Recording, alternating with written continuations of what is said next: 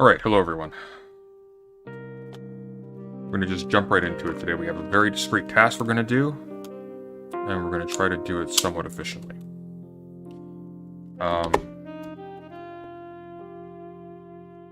I am, at this point, fairly convinced that all Destiny is going to be able to bring to the table pertaining to the list of examples that his subreddit members or users or whatever you call them, I was able to compile. All he's going to be able to do is just quibble over whether or not, for example, and really only in the Weinstein case, because this is the only possible example, really, that there is, in the Weinstein case, as to whether or not the otherwise unmotivated inclusion in an email of a proposal as an alternative to a program to help educate people about black issues in America, to teach a public lecture on race through an evolutionary standpoint. He's gonna lean so hard into the plausible deniability of that statement, around that statement, that he's going to be digging his shoulder into the side of the moon. And moreover, we don't need to defend that case. I could literally just grant it to him from go, and then he would have only one point to draw on the graph. So it doesn't matter. It's neither here nor there. So whether I decide to even fight him on that one is a judgment call in the moment. I am not wedded to that case either way. But I'd win. So it doesn't matter. So we're going to stop paying attention to those cases. We've done them exhaustively. The people who have followed my coverage of these know what the state of those cases are. None of them holds up under scrutiny as evidence of there being a progressive orthodoxy squeezing out academics or stifling freedom of thought. And the people who disagree haven't followed along. So we are going to shift our focus, and we're going to start taking a broader and fuzzier look. Because the best way that you to defeat an opponent in a debate is to know more than they do, know the best way that they could craft their argument, and then know the defeaters for that, especially if they don't know them. So, pursuant to that, I am ignoring very good advice to take tonight to sleep, and instead we are going to go over the Mathew J. Goodwin study, Is Academic Freedom Under Attack? And we're just going to go over the whole thing, because why the hell not? This is from January of this year. Sound good?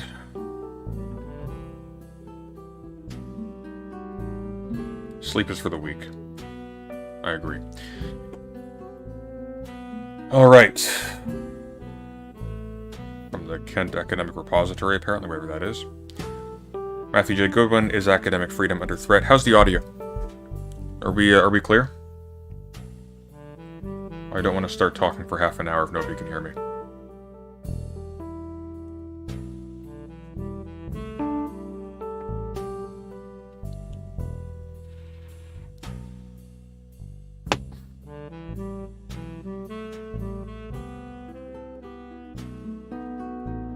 Pull up chat so I can see you, and then let's dig into this.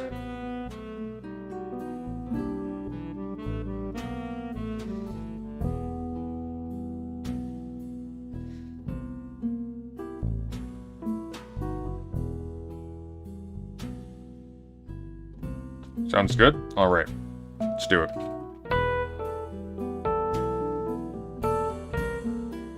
Is Academic Freedom Under Threat? January 2022. Executive Summary. Recent years have seen a global debate about threats to academic freedom, namely the ability of university academics to research, teach, and voice ideas without risk of professional disadvantage. Academic freedom has long been central to the search for truth, the development of well-rounded critical thinkers, and the spread of prosperity. The freedom of academics to explore a wide range of ideas without fear of negative consequences helps to drive innovation, dynamic societies, I assume, and viewpoint diversity, which is central to countering rising levels of polarization. It's kind of a statement beyond the pay grade of this survey, but whatever. Yet today it is argued by people from across the political spectrum that academic freedom and freedom of expression more generally are under threat. Across the spectrum, that's important. According to the 2021 Legatum Prosperity Index, am I saying that right? Legatum? I think it's Legatum. Freedom of speech has deteriorated across all regions of the world. Again, a very strange statement. Meanwhile, within universities, a series of recent evidence-led reports suggest that academic freedom is under threat from several factors. Freedom of speech deteriorating across all regions of the world. I don't know what this means. This is a very broad statement. Do they mean like within universities? Do they mean generically? Like, what does that mean? How would you even quantify that? Alright. So, meanwhile, within universities, a series of recent evidence-led reports suggest that academic freedom is under threat from several factors. These include, but are not limited to, the growing dominance of particular ideological perspectives on campus, which, it is argued, are leading to a monoculture, quote-unquote, that is hostile to alternative views, voices, and beliefs.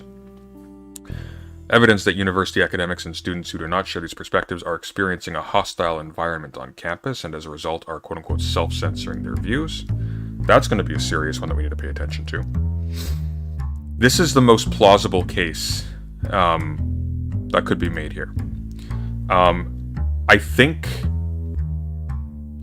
the inclusive angle is a mistake. It isn't so much that students who do not share certain perspectives are experiencing a hostile environment. It seems to be a select few perspectives that are held are ostracized, often for reasons that I think are actually fairly solid, but we can get into that in a moment. Moving on, a growing tendency to prioritize student satisfaction over academic freedom, and closely related, to prioritize the emotional or psychological safety of students over the pursuit of truth, reasoned, and objective inquiry, which necessitate exposure to uncomfortable, challenging, and/or controversial ideas.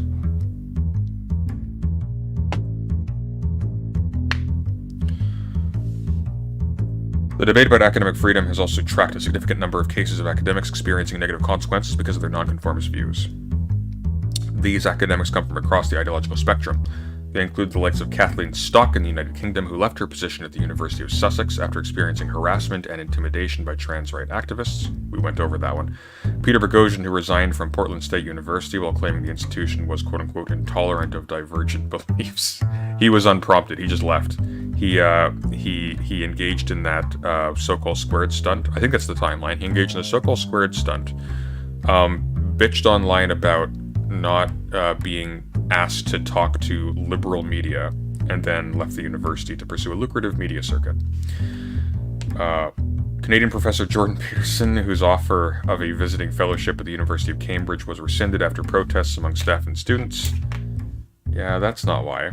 Concerns about threats to academic freedom from a loss of tenure in some U.S. states, and debates about free speech zones and the specific role of the Prevent Counterterrorism strategy, which some academics in the UK argue is limiting their academic freedom. Here's something you will notice. All of these are tenured and institutionally entrenched professors who are facing pushback from completely uninstitutionally protected or non-institutionally protected students and activists. And moreover, they willfully leave their positions. And in this case, like, look at this, whose offer of a visiting fellowship at the University of Cambridge was rescinded after protests. He was offered that to begin with. Right?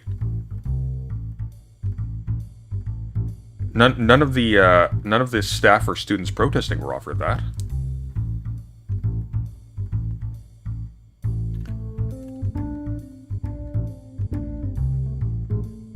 And the specific role of the Prevent Counterterrorism strategy, which some academics in the UK argue is limiting their academic freedom. In late 2021, this debate over threats to academic freedom is also reflected in the arrival of an entirely new institution, the University of Austin, which claims to offer an alternative to what it calls illiberalism on campus. The University of Austin. Let me look this up quickly.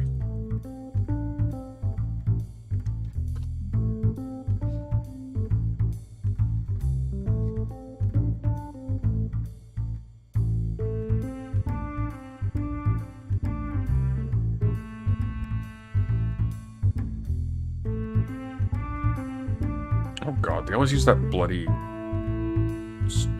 Aristotle and Plato painting. We are done waiting for the legacy universities to write themselves, and so we are building anew.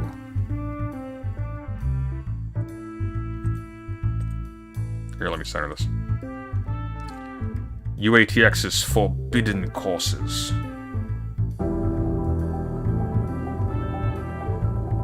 In a few moments, I'm going to go and speak to a group of students from all over the country and all over the world who have made what was an idea on a piece of paper a year ago a reality. Princeton, Harvard, University of Chicago, Brown, Claremont, McKenna. These schools are all represented here. UATX really did a wonderful job of bringing all different types of people together, of different backgrounds, different viewpoints. We had, sitting around the table, one student who had been on the Trump campaign and another student who'd been in the Black Lives Matter protests. It was a civil discussion in which we listened. Okay, great. So congratulations. You've managed to almost catch up to YouTube in terms of intellectual diversity. Well done. Well done, folks. Alright, we need to... Oh boy, why is that so cut off? There we go, that's better. That's what we want. Alright. You get the idea. Moving on. In this report, we contribute to this global debate by reporting findings from a new and unique survey of academics who are currently working in some of the world's leading universities in 4 democracies: Australia, Canada, the United Kingdom, and the United States. Our aim is not to politicize the debate or fuel further polarization, but merely to report our findings and contribute to the ongoing discussion. We will see about that. Our survey, which includes academics from Harvard to Princeton, Oxford to Cambridge, Toronto to McGill, and Australian National University to Melbourne. I don't know why these are like 2. Toronto to McGill. Are we talking about like all universities between Toronto and McGill? Like, what does that mean?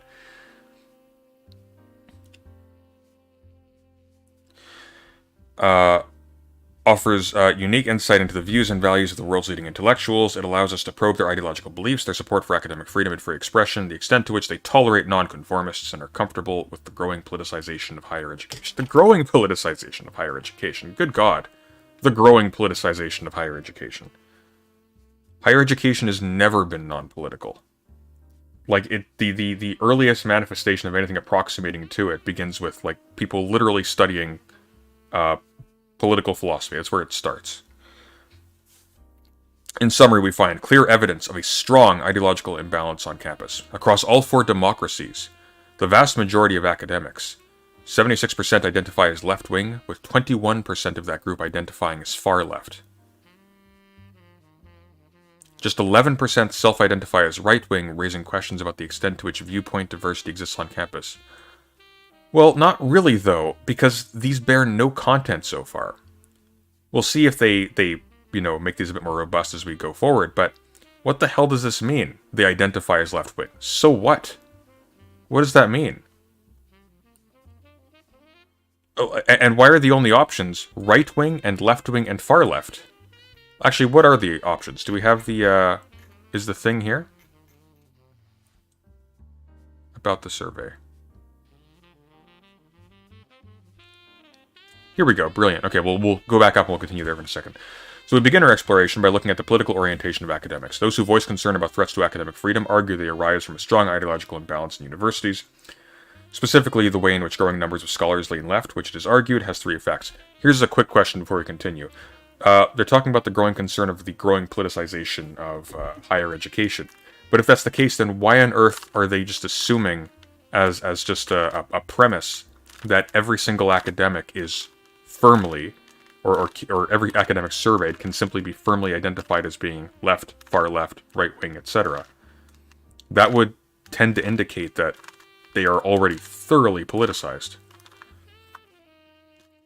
Firstly, shaped by this bias, it is argued academics become more willing to discriminate against nonconformists who self-identify as right-wing, challenge left-wing progressive values, or conduct research which challenges this orthodoxy. You can't just say this orthodoxy. Left-wing progressive values is not a coherent set of ideals. It's not. It doesn't specify anything. What does that refer to? Like, what does that mean? There are TERFs who identify as left-wing, as radically left-wing. There are trans-inclusive feminists who identify as left-wing, as radically left-wing. There are communists who identify as left-wing or radically left-wing. There are anarchists, etc., etc., etc., on and on it goes. This doesn't mean anything.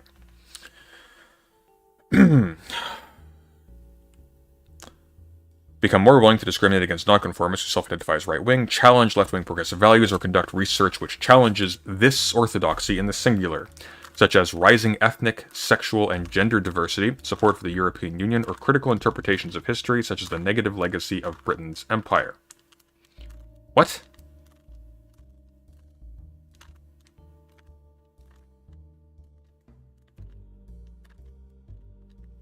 So... we'll come back to this. Secondly, a strong left-wing bias is also thought to encourage nonconformists to self-censor their views on campus, to hide their real beliefs, and avoid particular research questions because of fear they will suffer negative consequences for doing so. If you are going to pose a research question as an academic that tries to establish, for example, whether or not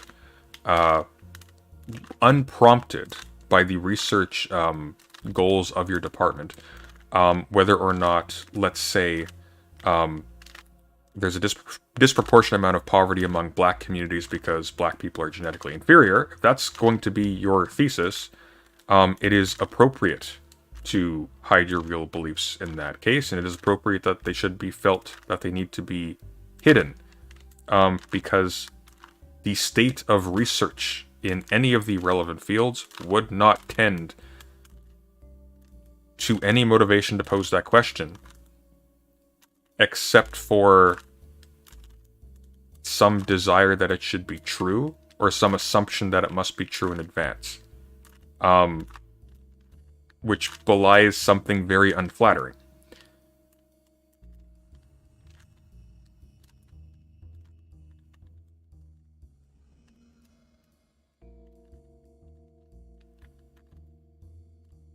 When there's a strong monoculture, this can encourage the premature foreclosure of research questions and debates, of course, whereby findings that conform to the dominant ideological orthodoxy, however tentative, are accepted, while those which do not are either never produced or downplayed or simply ignored. This is, again, like the whole paradox of tolerance thing comes in here. And this is something that is deployed by people on the right and people on the left, whatever the hell that means.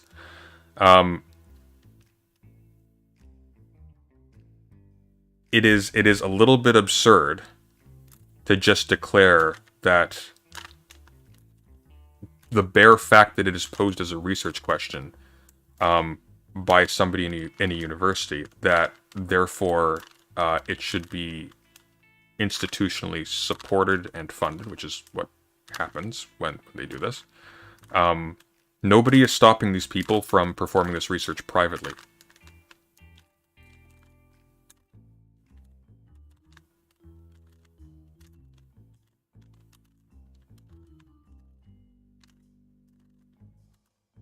Good night, Bluestone.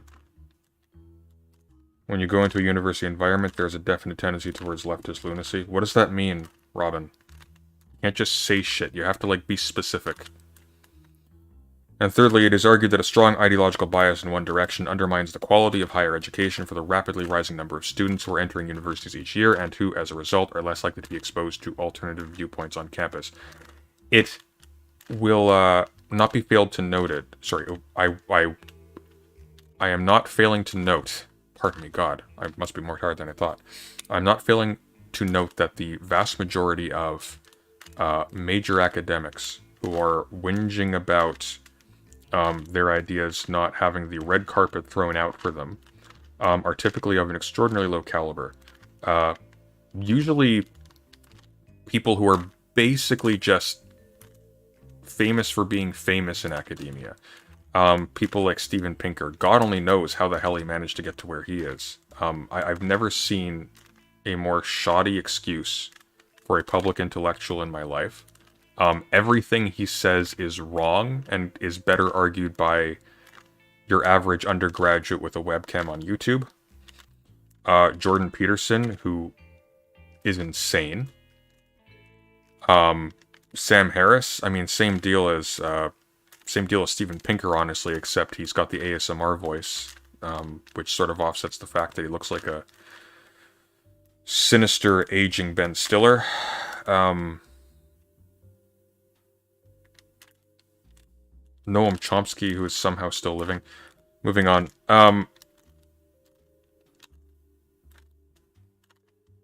In fact, there seems to be a very strange correlation between people who are whinging about it in this particular way and people who are being criticized primarily for weakly argued positions that essentially deperson or foreclose other groups or research into issues facing other groups of people. And that doesn't seem to be a spurious statement. It actually seems to be, like, we can dig into these. But generally, like the Kathleen Stock example, we went over her in a previous stream. That wasn't spurious. She was flat out, full-on transphobic. And it was not sufficiently motivated. Like, for example, if somebody came through, like, actual hard research, like through honest research, to a position that is treated as generally toxic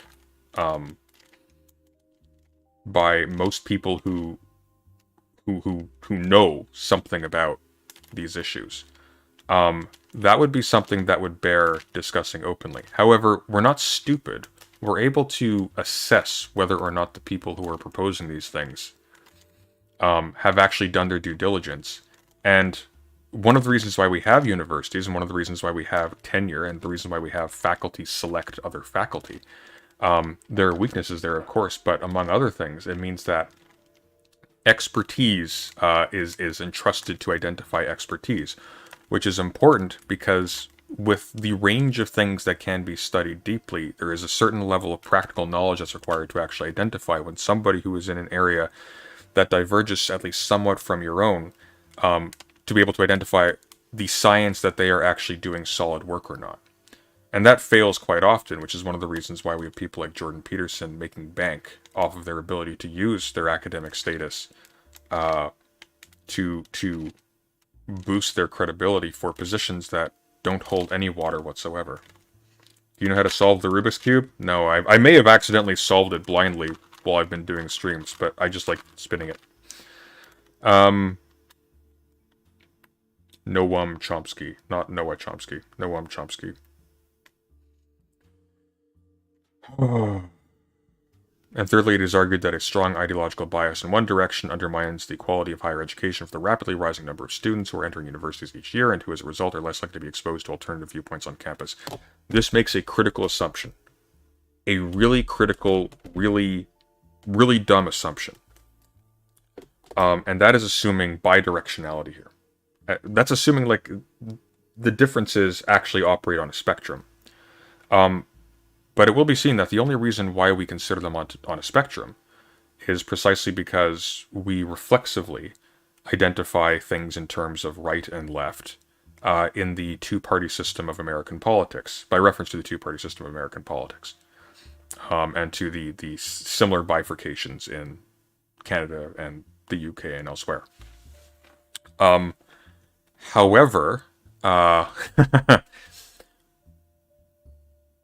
that bifurcation doesn't track intellectual diversity for a very simple reason. You may have a great number of people who are aligned with an identity that bears some intellectual content for a narrow set of reasons, and an equivalent set for a wide set of reasons that's opposed. So if you ask people why they are right-wing, you can typically identify fairly efficiently what their positions are, or more specifically what their positions are not, like very, very quickly. You know, for example, that they are likely going to have a fairly reserved attitude towards democracy. They're going to generally identify as right-wing first and foremost because they have frictions on questions of immigration, etc., things like that. Whereas on the left wing, it's actually very difficult to determine what it is. All you will know with some degree of certainty is that if they're on the left, they won't be monarchists. They will tend towards not preferring the ascendancy of some race or established class over the rest of society, but that's not even a given. I guess the point is there's no content here. So, like, you could switch it up very easily. What percentage of people in upper education identify as Scientologists? Probably very few. But you wouldn't, for that reason, suggest that this represents some, an unhealthy state of ideological homogeneity in upper education. You just wouldn't do that. And it's obvious why. Because we all more or less agree that under the umbrella of Scientology is only a very narrow set of ideas, and most of which are fairly bad, and I say only most of which out of modesty. What if that's the case for the right wing as well? What if it's the case that most of academia has actually refuted almost all of the positions that would lend towards someone identifying as right-wing in the present day? And what's actually going on is people are only identifying as left-wing because of the remainder of those who identify as right-wing in opposition to that progress. And in fact, there is actually much more diversity than there was before. Like you see the issue here. If there is simply a very well-funded political cult that's managed to retain a foothold, and is itself internally far less diverse than that which identifies solely as being not it to varying degrees, its shrinking does not actually represent a shrinking of diverse thought in the university. In fact, the obsession with creating parity between that and this would actually represent, if it was satisfied, it would actually represent a shrinking of the actual spread of ideas. Like, it may be the case that actually increasing the presence of conservative voices in universities would actually result in a narrowing of the range of ideas that are discussed. Because now we're just circling the drain around disputes between people who should be spending their time on more important questions or more advanced questions, and people who are unwilling to budge for ideological reasons on questions that have largely been already settled. Like, just switch it out for any number of things. How about creationists versus left-wingers? How about eugenicists versus left-wingers? The only reason why we are assuming that there is some sort of difference, that the difference between right and left in this case is of degree, is precisely because when we think right and left, we think, oh, well, right is on this side of me, and left is on this side of me. And here I am in the middle. But that's not really how it works. You don't become more or less right-wing because of an intensification of certain ideas. You become left-wing as opposed to right-wing because you have categorically different ideas and you fundamentally disagree, not in terms of degree.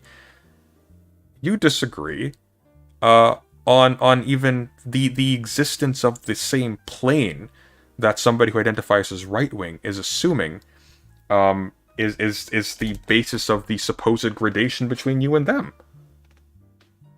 They aren't related.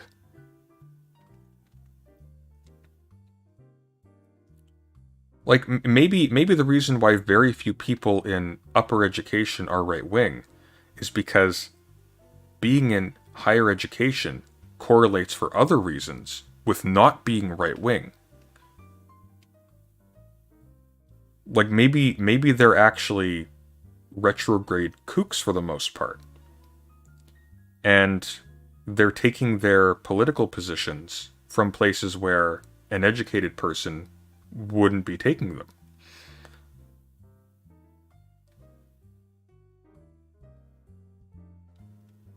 I was in the Indian academics. I think it's impossible for leftists to have foothold given it's the corporations that fund the huge STEM research. The notion of a progressive foothold is absurd.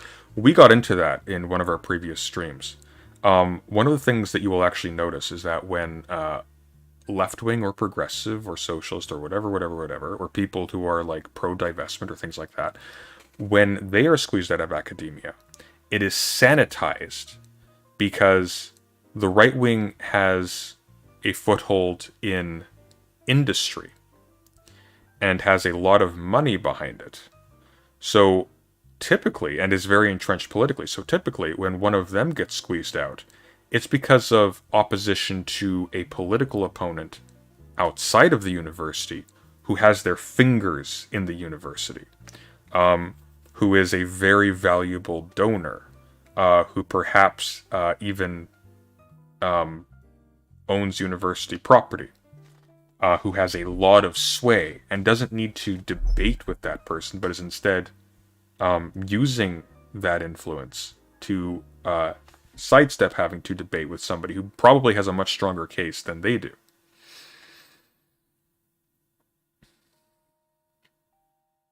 Like, there's a reason why we do not see very many actually good conservative thinkers. Almost none at all, in fact. Like, truly, almost none at all. And typically, if they are good, it's despite this. The poster children for oppressed right-wing academics or conservative academics or liberal academics that are not really liberal but are just, whitewashing the fact that they are, in fact, quite right-wing because the left has started to move away from liberalism because it is because of a growing criticism of the assumption that the liberal state is just simply a positive. And they're garbage. They're garbage. They're a bunch of bought and sold insane shills. And they're typically operating at a lower level of sophistication than Paul Joseph Watson.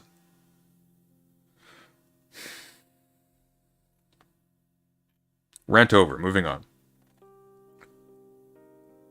To what extent do we find evidence for these claims? We find that a large majority of academics in the world's most elite universities self-identify as left-wing. When we asked academics to place themselves on the left-right scale, where 0 is far left, 5 is the middle point, and 10 is far right, the average placement was 3.26, meaning most academics self-identified as clearly left-wing. Now here's the problem I have with this.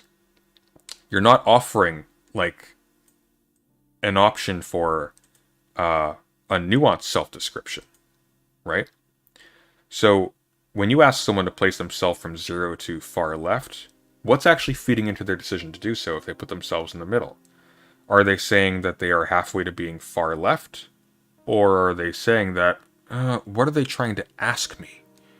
What does that mean to be like halfway to far left? That could mean a million different things.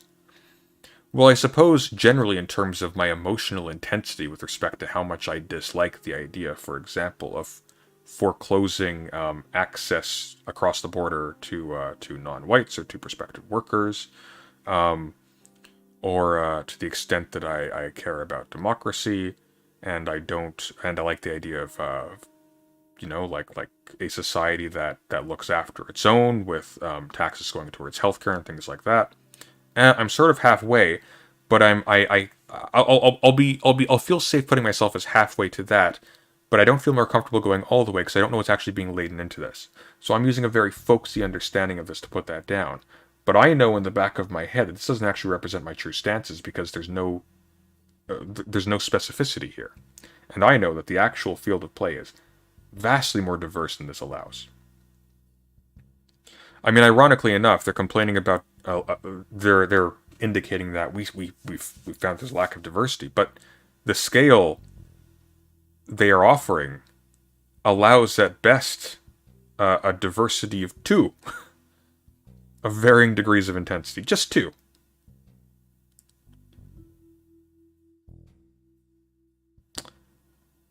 Most academics self-identified as clearly left-wing. I don't like this language of clearly. Clearly, you gotta be careful about that.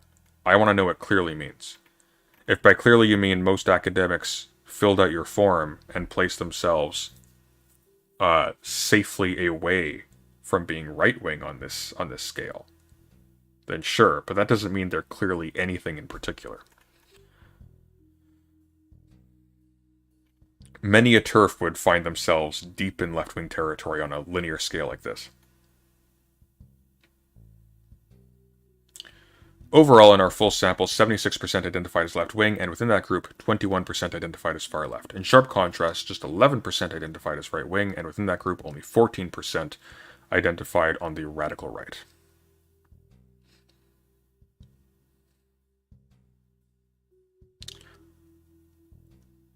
Right-wing academics comprise only a very small share of scholars who are currently teaching and researching in the world's leading universities. In turn, it suggests university students might not be exposed to genuine viewpoint diversity. This is silly. This assumes that viewpoint diversity in the university is reliant upon an even spread between teachers who identify as left-wing and teachers who identify as right-wing. For the reasons we've just canvassed exhaustively, or not exhaustively, ad nauseum, that's obviously not the case. That's obviously not the case. This is teach the controversy logic with respect to having Christian creationists in particular being allowed to teach a block in public schools as opposed to teachers teaching the state of biology.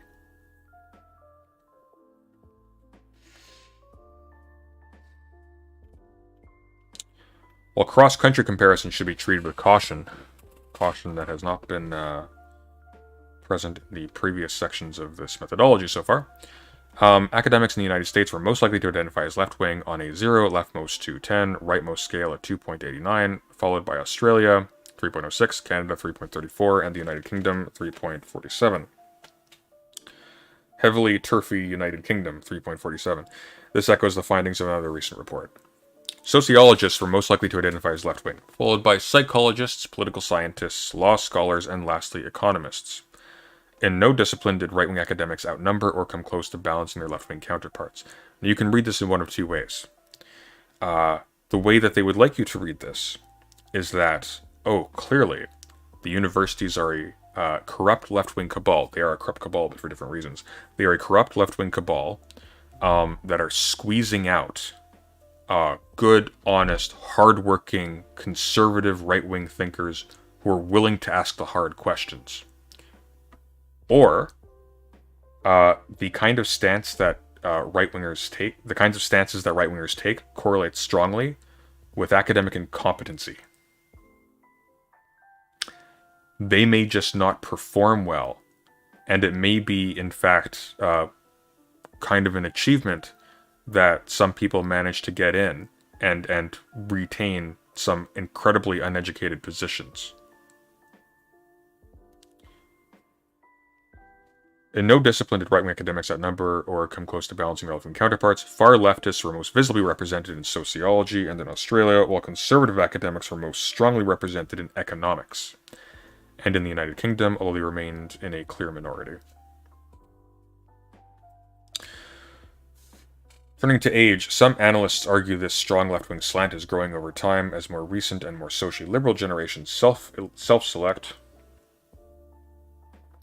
into academia, while right-wing scholars are leaving academia or no longer see it as a viable, attractive, or enjoyable career.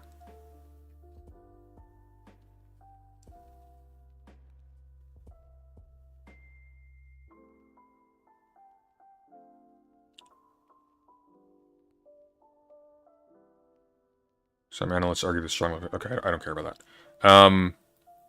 In the U.S., research suggests the ratio of left-wing scholars to right-wing scholars has sharply increased from around 1.5 to 1 in the 1960s to close to 6 to 1 by the late 2000s, though in some fields it has spiraled much higher to 13 to 1 or more. Work by Sam Abrams suggests between the mid-1990s and early 2010s, the proportion of left-wing academics jumped by 20 points to reach 60%, while the share who identified as either moderates or conservatives declined sharply.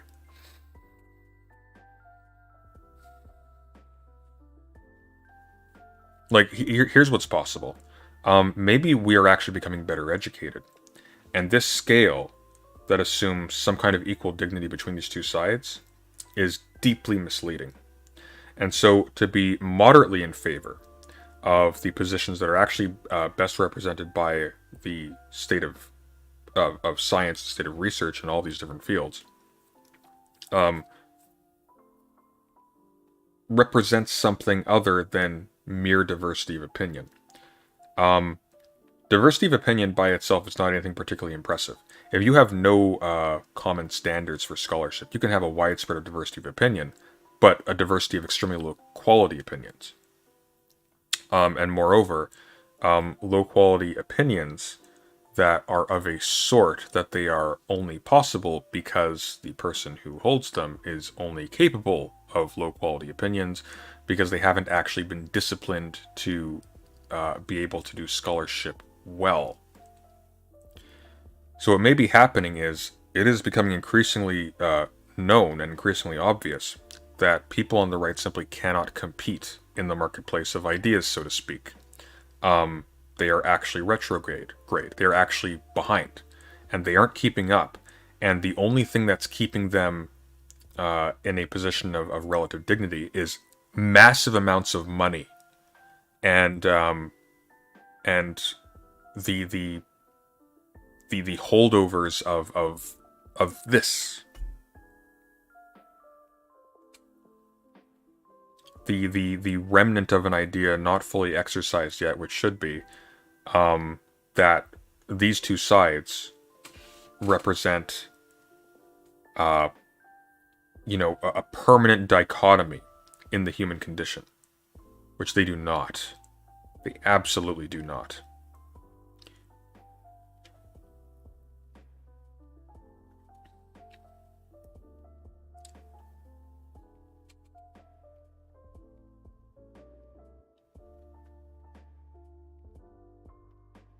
In the UK, studies suggest that whereas in the 1960s, 35% of academics voted Conservative and 47% Labour, by the mid-2000s, support for left-wing parties among academics had surged to 82%, while support for conservative parties had more than halved to around 15%. So let's try to imagine why this might be. Conservatives are going to tend to, as a general rule, not universal, but as a general rule, increasingly recently, they will be opposed to positive and collaborative approaches to addressing climate change, if indeed they accept that it's real. They will be opposed often to intellectual diversity along other lines. Lines that they will be opposed by on the grounds that it is arbitrarily squeezing out of people, for example, is from an Islamic background, or people who are arguing against traditional attitudes towards sex, gender, marriage, things of that sort, or people who are, like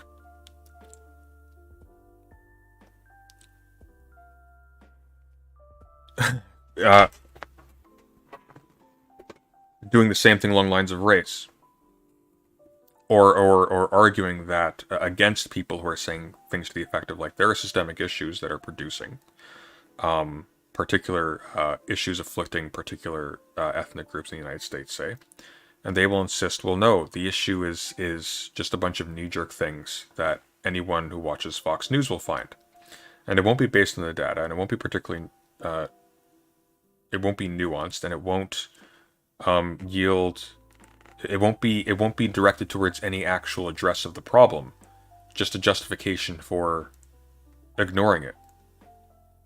We're feeling okay with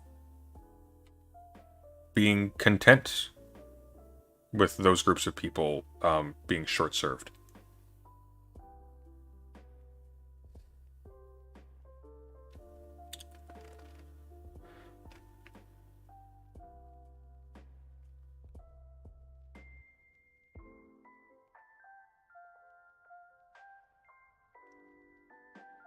In short, academics are far more likely than the average voter to support liberal or radical left parties, and much less likely to support right-wing ones.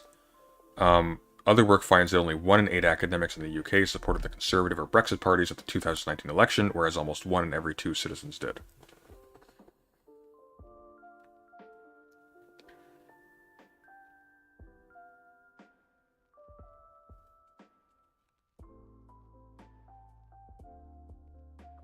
So what we're seeing here is, again, something that can be read two ways. You can read it suspiciously as though the universities are, again, like an evil, moneyed cabal that is against the everyman. Or, which is really the more likely case, university membership is comprised of people who come from the general population. Almost everybody goes to university these days. And people who become academics spend a great amount of their time studying issues that would come to bear on who they vote for. And so what you are finding is that a vast concentration of people who vote conservative are very poorly educated.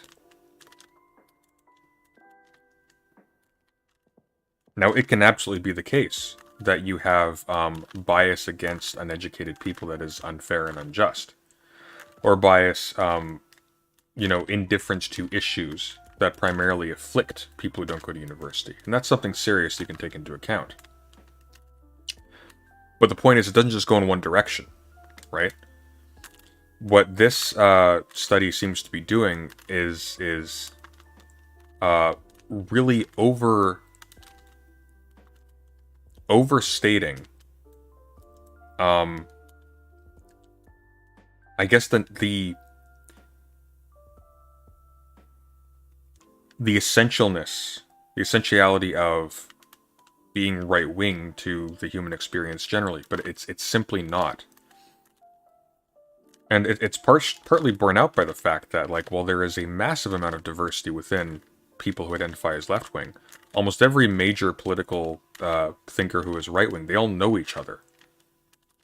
They're all funded by the same people. They all go to the same parties. They're all supported by the same parties. They all vote for the same things, with very few exceptions, and typically the exceptions are concerning things at great distance.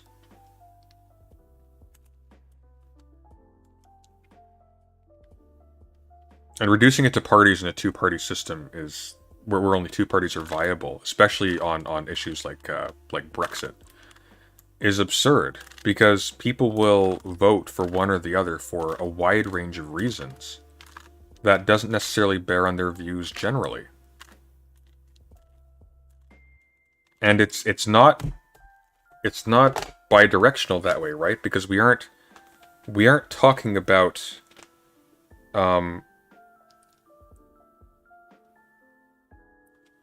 we would not be complaining about a low conservative voter turnout compared with high conservative presence at universities, because we're only concerned about the presence of right-wingers in the universities because they are heavily represented in politics.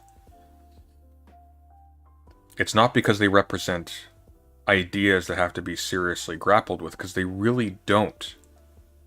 How do I know this? Because all of the ideas that they have are already grappled with by people who identify as left-wing or liberal.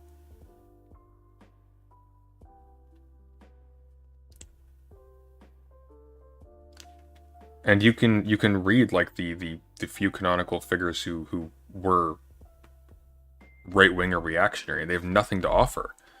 They truly have nothing to offer. It's a repackaging. I mean, it's only polemic.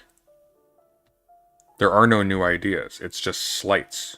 You read de Maistre's on the French Revolution. It's only slights. And that's like as good as it gets.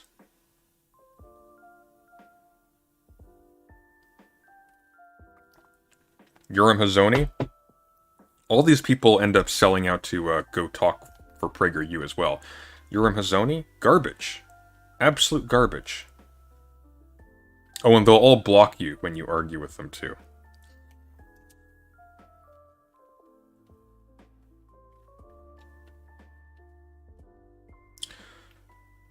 To what extent do we find evidence for this? Well, we have already documented the strong ideological imbalance today. Well, no, you've documented that when you survey people along a binary, they will select along that binary. But what if it wasn't a binary? You might get a massive array of difference. It doesn't tell you anything. All it tells you is that the vast majority of people, all you know with some degree of confidence, that the vast majority of people you surveyed are not willing to identify as right-wing on this survey. That's it.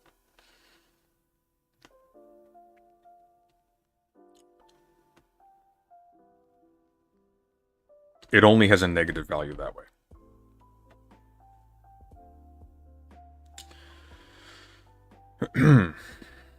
We do find evidence that left-wing academics are better represented at junior levels, i.e. lecturer assistant professors, whereas professors are, relatively speaking, more right-wing. Ooh. Ho ho ho ho ho. See this? We do find evidence that left-wing academics are better represented at junior levels, i.e. lecturer assistant professors, whereas professors are, relatively speaking, more right-wing. That's interesting. That's interesting because if this was self-selecting,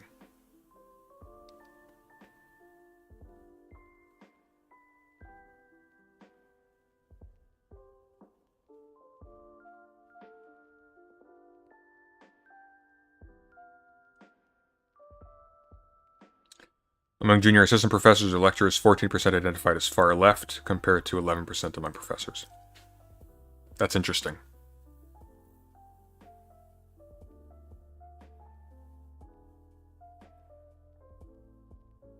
That is interesting. But impoverished, so we can't do anything with this. Yeah, exactly. Consider my shock when you select for a binary option, you end up with a bell curve.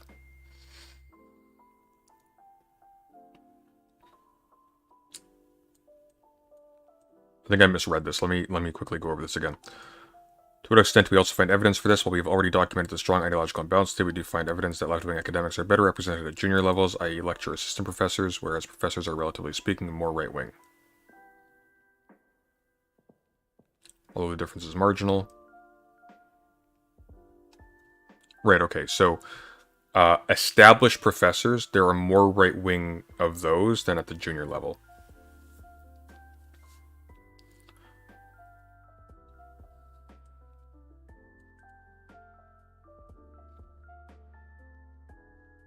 Okay, here we go. This is what we want.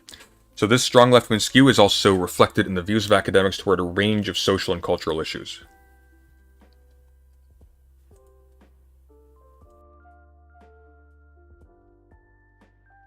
Pardon me. When asked to name the 3 most important issues facing their country, academics selected 1, inequality in income and wealth, 2, coronavirus, 3, the environment, and 4, racism.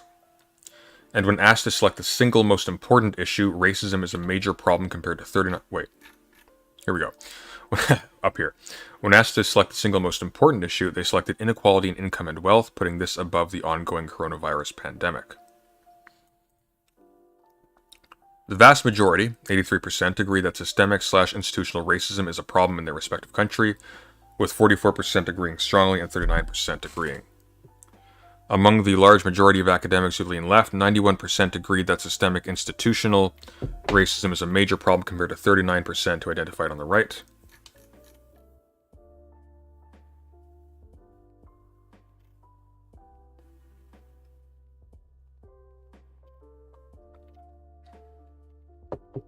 We make no judgment about the validity of these claims. We are merely interested in exploring the differences among these different groups. Except you haven't identified groups. You really haven't. I mean, like, to the extent that there are groups in the survey outcomes, sure, but, like, this isn't tracking anything.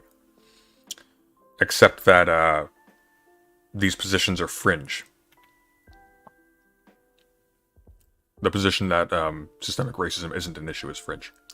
We also probed generational differences, though did not find significant differences.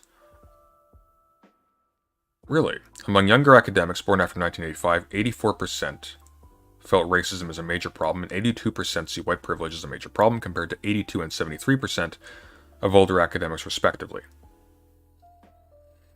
Given our sample leans a little more toward older academics, it may be we are unable to paint a complete picture of younger scholars.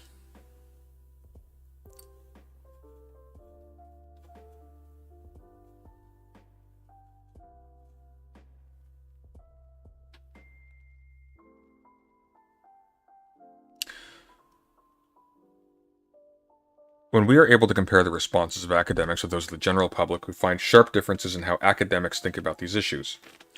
Whereas 82% of academics in the United States think systemic racism is a problem in my country, only 57% of the American public feel the same way. Academics are also far more likely to strongly agree, with 44% doing so versus only 27% of the public.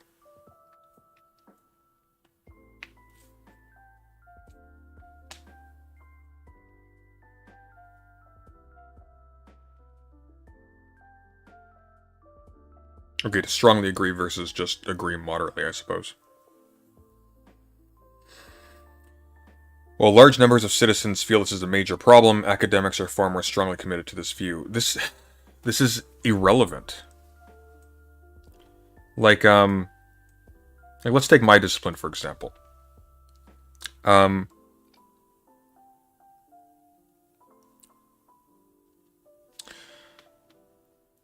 What percentage of the public would be willing to think, or would avow if you asked them, that, I don't know. Let's say if you asked them, do you think that during the Dark Ages, philosophical writing disappeared?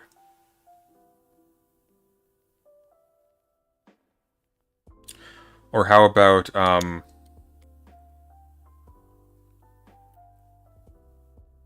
who's more sophisticated?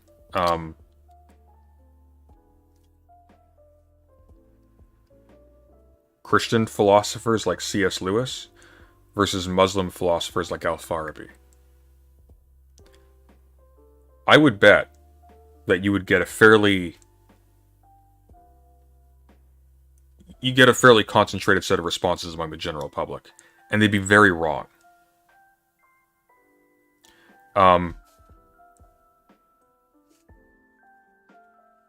Like, we don't want... You shouldn't... It would be an unhealthy thing if we anticipated that the opinions of the very educated were always identical with those of the totally uneducated. Otherwise, what is the point?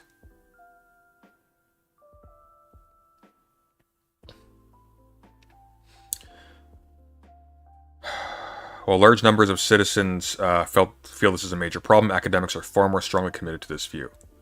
Yeah, sort of like how scientists are far more committed to the idea that global warming is a major problem, or that global warming is a more imminent problem and is more difficult to solve.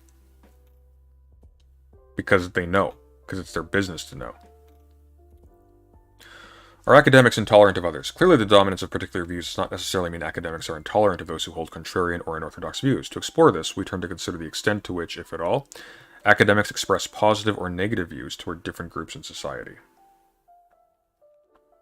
That's silly. Holding negative views doesn't mean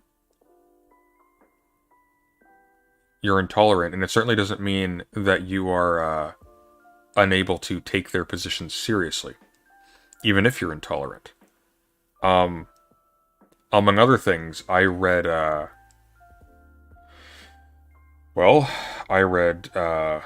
Stalin as well as Hitler. I read, for fuck's sake, I'm reading, like, Thomas Hobbes. Rousseau gets a bad rap for some reason among right-wingers, but for God's sake, you don't get Hegel and fascism without Rousseau. There are reasons for this. We read Plato, we read Burke. I read a bit of De Maistre. I read Urim Hazoni. Hell, I had to read like a bunch of stuff by Charles Krauthammer once. Like we look at this stuff.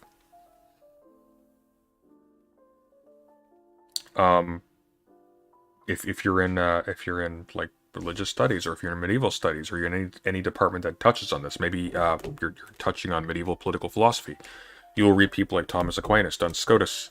You'll read maybe not Duns Scotus for that one. Who else? Let's just think for a second.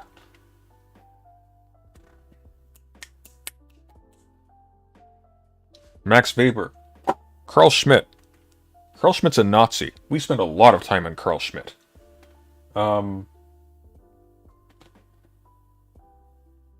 which is absolutely ridiculous.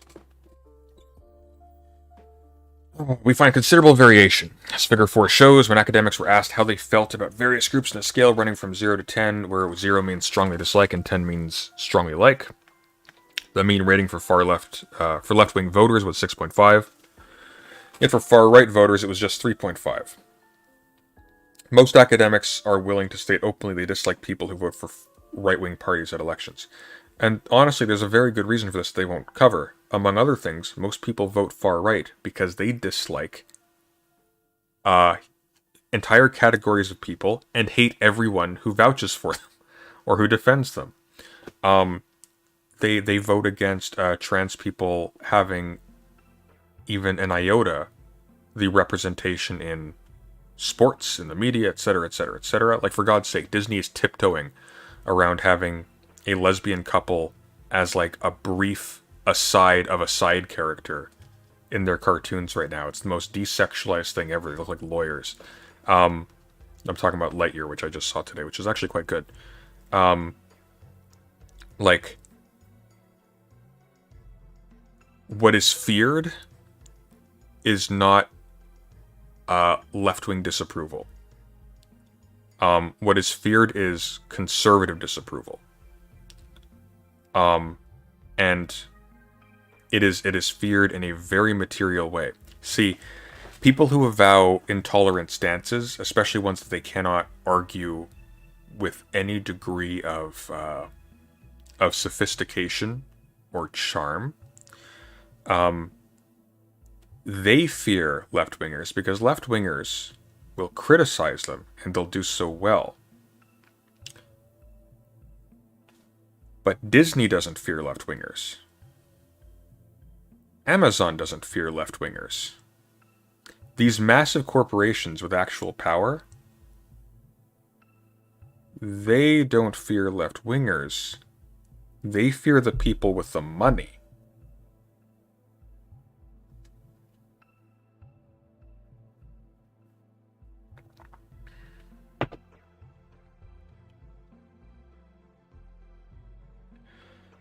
So, are a lot of academics willing to state openly they dislike people who are anti-intellectual and hate other people on the basis of crackpot theories of race and IQ, or out of hatred for trans people and gay people? Yeah, probably, because most academics are smarter than that. There is also considerable asymmetry, whereas 70% of self-identified left-wing academics dislike right-wing voters, i.e. rate them below 5, only 36% of right-wing academics dislike left-wing voters. And again, there's a very good reason for this. Less left-wing voters are actively advocating for the removal of the right-wing voters, categorically, from society. And the only way in which the right-wing academics are targeted by those people who want them removed from academia is from positions that are voluntary. To put it another way, a lot of right-wing academics are really fucking bad people. And a lot of right-wing voters are really bad people. A lot of left-wings are too, don't get me wrong. But the right-wing ones concatenate around their hatred of groups of people who have done nothing to them. Interestingly, we also asked them how they feel about supporters of Black Lives Matter, BLM, which was in the news at the time of the survey. It's been in the news all the time. And is a very specific social movement with specific social goals. It's actually a very... what's the word? It's a very spread out and varied social movement with a wide array of social goals. That's... Like, it's oriented around police violence initially, but it goes far beyond that. We found that, for God's sake, it's a hashtag movement. We found that academics feel far more positively about this group than they do about left-wing voters and right-wing voters. They give BLM a mean rating of 7.5 compared to 3.5 for right-wing voters. We also find considerable evidence that academics who do not identify on the left are far more likely to feel the need to hide or self-censor their political beliefs on campus. Overall, will identify some of them. What are these views? Overall, in our full sample, and as shown in Figure 5, a striking 41% of all academics agree with the statement, I sometimes feel the need to hide or self-censor my political beliefs when I am on campus, with 9% of that group agreeing strongly. Of course, that's also the case everywhere, right? Like, I wouldn't just start spilling all of my positions at a grocery store, even my left-wing ones. Because I don't know what the reception will be, and I curate what I say and in what order and how to the audience at the time, like everybody does. Like, if you're talking to your landlord, you're not going to go on the big anti-landlord spiel, right?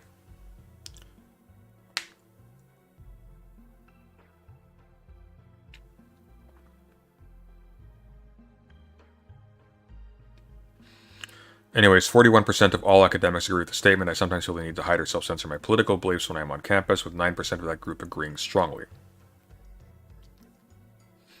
Now, we want to know what those are, right? So, if those are, I think that the issues with poverty in black communities, for example, is genetically rooted.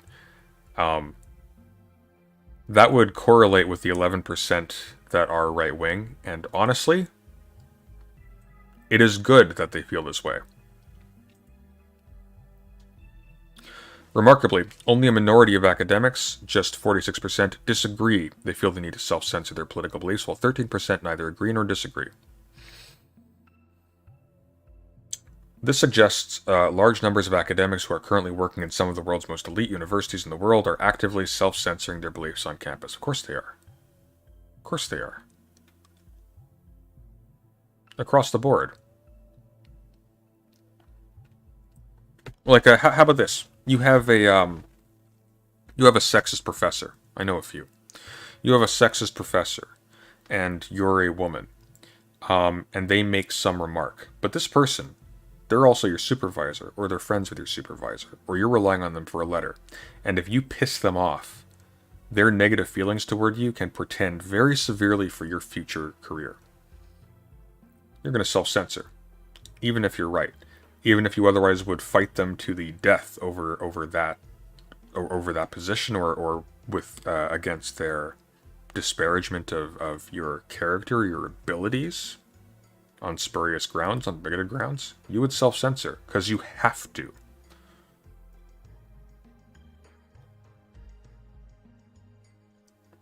Exactly, Noble Cactus. It's almost as if we apply self-filters in certain contexts so as not to create conflict.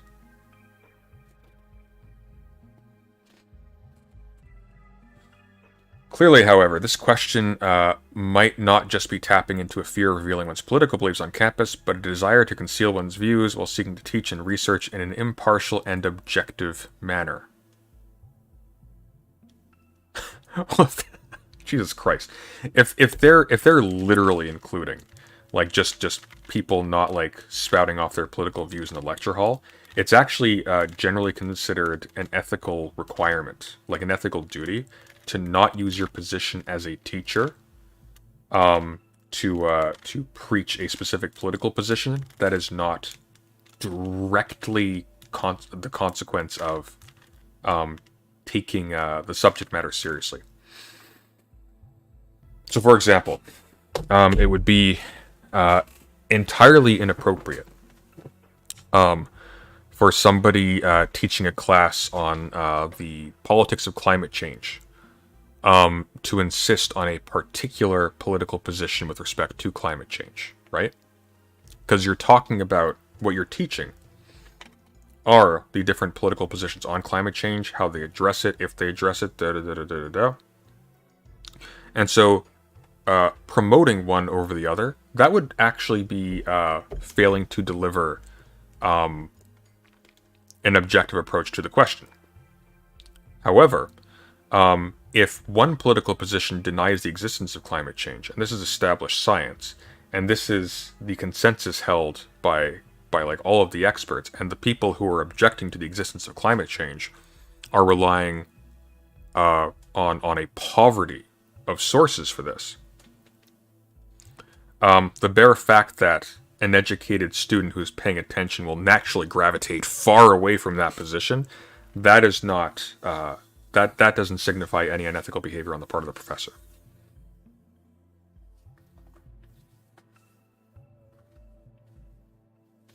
Clearly, however, we read that.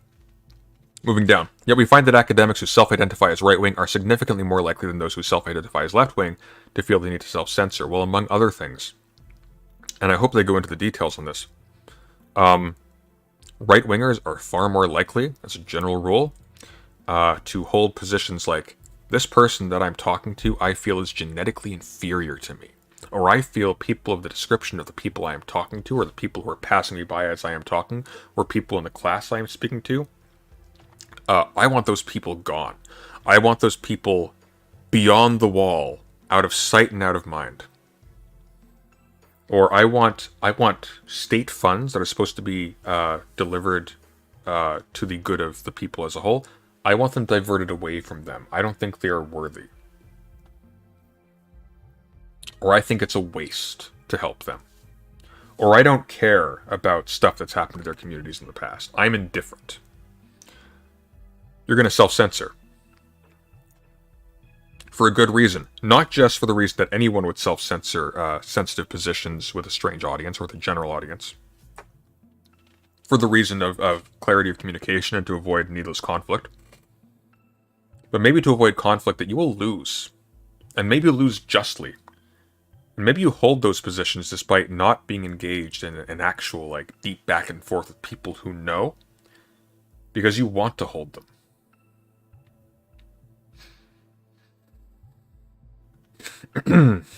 Overall, as shown in figure 6, 75% of academics who self-identify as right-wing feel the need to hide or self-censor their beliefs when on campus, compared to only 35% of academics who self-identify on the left. This provides clear evidence that academics in the political minority are far more likely to feel the need to self-censor their beliefs. It is also consistent with recent work in specific disciplines within the social sciences, such as political science. For obvious reasons. What is a right-wing position in political science? Here's one. I don't think you should be able to vote. I don't think you should be able to vote. I think you're degenerates. We need to erase any media representation of you that normalizes you, and this could mean any number of people, across the board, stuff like that. Yeah, you should self-censor, because your position is an act of, is a declaration of war on your fellow citizens. That's why. For example, one recent study finds that while 72% of political scientists identify as left-wing, with 14% of them identifying as far left, just 27% identify on the right. That's actually very high. I'm surprised about that. Furthermore, those who did identify as right-wing were far more likely to say that they had experienced chilling effects on campus, namely a more hostile environment. There is a reason for this. Political science is a discipline that is heavily fraught. Theory is almost not taught at all anymore. Generally speaking, people will have a smattering of, as undergraduates, will have a smattering of exposure to people like Plato and Hobbes, and of course, because you're an undergraduate, you're certain that they are speaking to you. You are the smart one.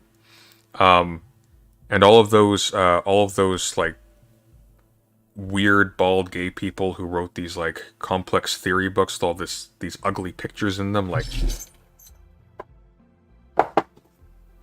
Ugh, what is Gilles Deleuze doing? This is just, ugh, it's such a gross title. Anti-Oedipus? Isn't that the guy who screwed his mother? God, these left-wingers are just disgusting. They hate beauty and they hate life, and they want to make man less noble than he actually is.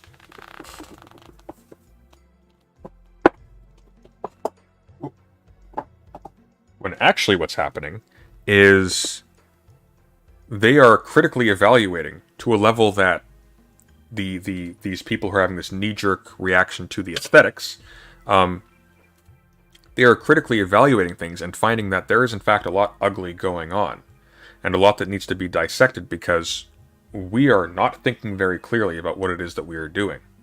And we are doing some really gross and really vile things as a result. And so the ugliness that they are showing is not degrading human beings or degrading man, as they will tend to say. It's showing that we are degraded so that we can escape and we can be better and freer and more actual.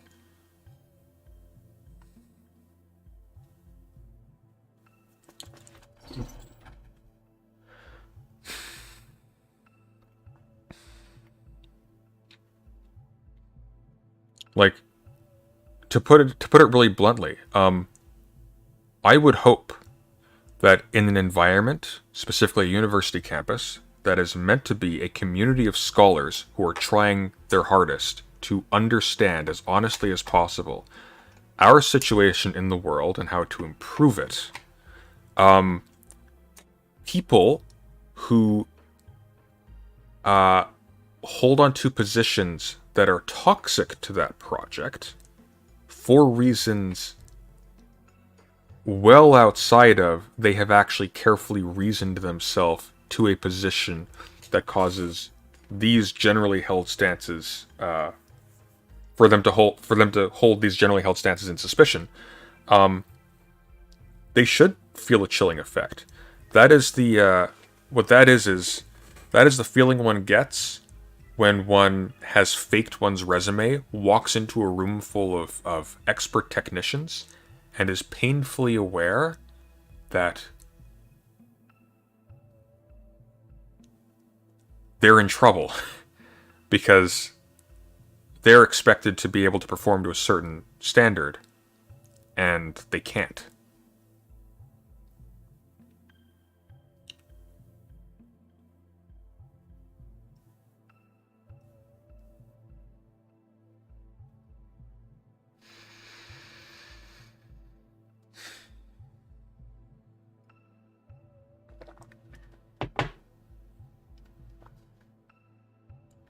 We also find some interesting cross-national variation, albeit variation that should be treated with caution.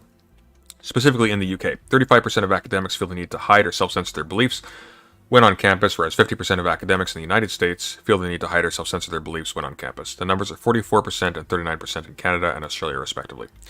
While academics in the UK appear less likely than their counterparts to feel the need to self-censor, it is still the case that more than 1 in 3 are feeling this way, which is broadly consistent with recent research. This finding corroborates a picture of university life, whereby academics who do not identify or align with a dominant ideological orthodoxy, which has yet to be defined, are significantly more likely to report negative experiences while working on campus. What's making this study really suspect is this language of dominant ideological orthodoxy. Because there's only one angle from which there is a dominant ideological orthodoxy, and that is the one that is embattled on all sides because it doesn't hold any water. This is written from a conservative point of view, or one that is tacitly sympathetic to that one and not to the other ones, and without justification rates this minority as highly as this majority, as if they are identical, as if they are just, by dint of being placed on opposite ends of an arbitrary spectrum, equally diverse and equally rich. They are not. There is far more diversity and conflict in here than there is in here, by an order of magnitude. Again, like, to increase the prevalence of this one, they will even mock this side. They will say the left eats their own, as if this isn't an example precisely of the fact that this spectrum is a farce and all of the diversity is over here. This is just a cult. There's like no diversity here at all. And everyone is incompetent. And everyone is boosted by money alone.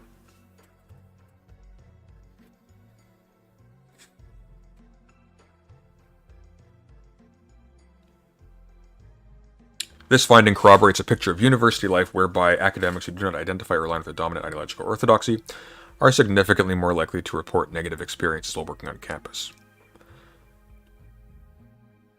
Let me go back to I want to see on the table of contents. Do they actually characterize? Let's finish this quickly. It is important to point out that this picture is supported in other recent research. For example, another recent study found that while 86% of Remain voting academics felt that a Remainer would feel comfortable expressing their pro-Remain views to one of their colleagues, just 39% of Remainers and 28% of pro-Brexit academics felt a Brexit-supporting academic would feel comfortable sharing their views on campus.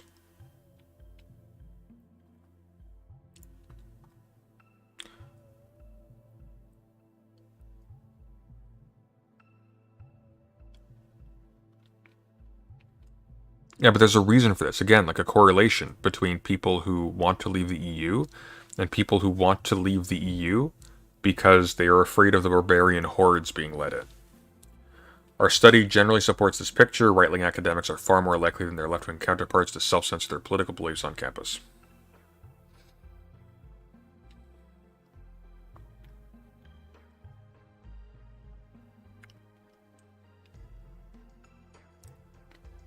Can I level with you? Actually, no, this is wrong. This is a spurious conclusion. And I'll tell you why it's a spurious conclusion. Our study generally supports this picture. Right-wing academics are far more likely than their left-wing counterparts to self-censor their political beliefs on campus. No. They are more likely, or they do, there is higher representation of those who avow that they would be more likely to self-censor, or they feel like they would have to self-censor. But that doesn't mean they do. See, because they may say that they feel like they need to self-censor because they find constant opposition to the things they say, but in fact they don't self-censor at all. And the reason why they say, or they respond by saying that they feel the need to self-censor, is precisely because they are doggedly holding to positions that are actually toxic to a wide array of people, and they find surprise that when they air these in inappropriate places, like for example, Brett Weinstein randomly proposing without any precedent in the conversation to offer as an alternative to a Black Day of Absence, a public lecture on race through an evolutionary / scientific lens, provided people have an open mind. Why would they need an open mind? I mean, that's an interesting question, isn't it? Why would he need to have that caveat about race through an evolutionary and scientific lens if what he was going to say is, hey guys, the category of race is a social construct that has a history in colonialism and racism and exploitation, and it holds no water scientifically, as is the scientific consensus. Why would he have to include that caveat?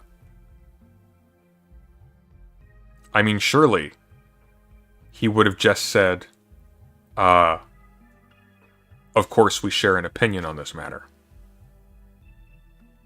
If his objection is indeed exclusion,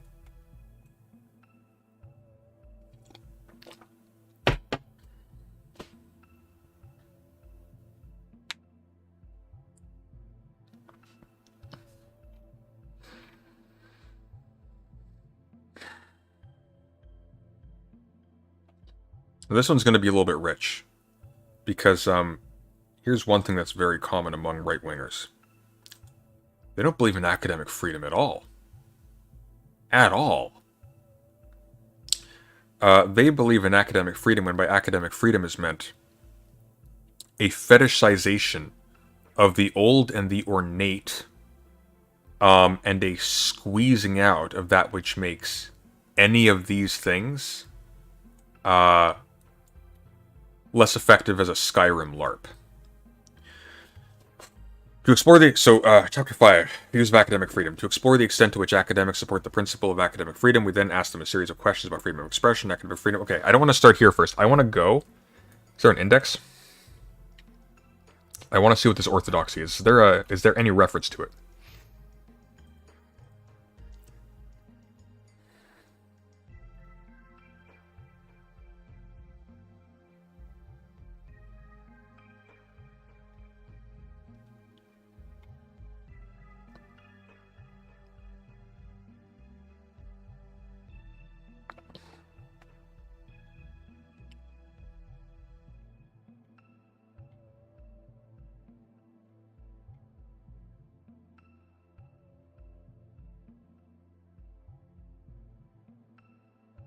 Okay, I'm gonna be right back, and we'll try and sort that out.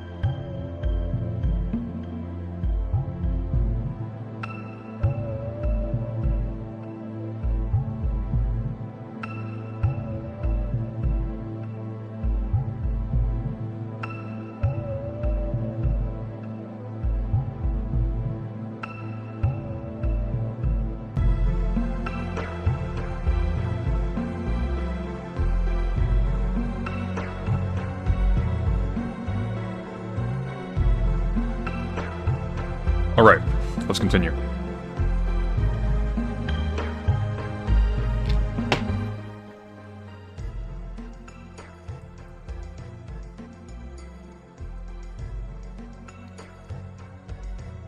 Okay, before we look at views on academic freedom, I want to go through these intro chapters so we know exactly if there is any reference to what this ideological orthodoxy is. So we're going to go through, let's see. Actually, we can just figure this out quickly. Ideological orthodoxy.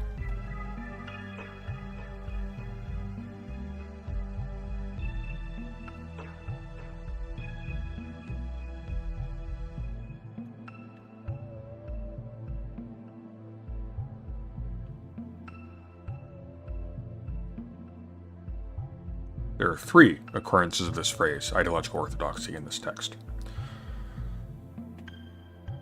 We've seen this one.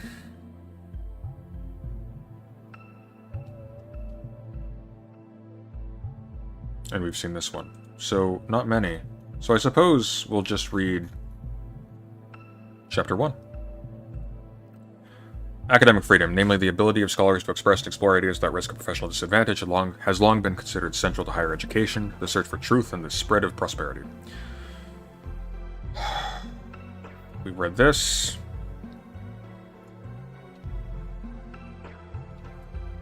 You read up to,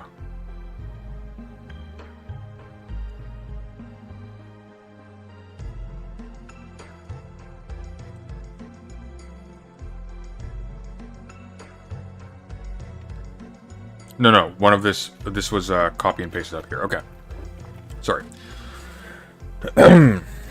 So the ability of university academics and their students to interrogate a wide range of questions, ideas, and beliefs without fear of negative consequences has long been associated with benefits, from driving prosperity to encouraging the development of well-rounded critical thinkers who have been exposed to a broad range of ideas. Academic freedom not only helps to explain the spread of prosperity across advanced democracies such as the United States and the United Kingdom, but also why they are still home to many of the world's leading universities.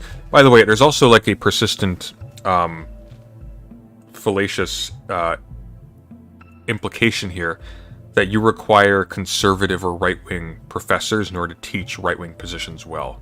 And that's just silly. You don't require a professor from every single country within Africa in order to teach African politics well. You don't need someone to actually be a Marxist to teach Marx well. That's silly. Academic freedom not only helps to explain the spread of prosperity across advanced democracies, such as the United States and the United Kingdom, but also why they're still home to many of the world's leading universities. That's weasel wording. It helps to explain. I mean, sure, like everything would. Between them, the US and UK still account for all but one of the top 20 universities in the world, and all but 15 in the top 50. These universities are also a major source of soft power and inward investment, with universities in the UK, for example, currently home to almost 600,000 international students. The ability of academics from all sides of the spectrum to explore a diverse range of questions, share a challenging... Okay, see, look. 600,000 international students. Yeah. I imagine that, professors feel the need to self-censor racist beliefs, or classist beliefs, or culturally bigoted beliefs, or whatever, when they are around high-paying international students, which administrators really, really want to milk for as much cash as possible. Isn't wealth like the biggest reason we have the most influential and prestigious universities? Categorically. In fact, you want to know a little-known secret? The most intellectually healthy universities are mid to low funded ones. In many cases. Honestly. No, their staff are worked to death, and they're dying, but really high-quality scholars come from little-known places all the time.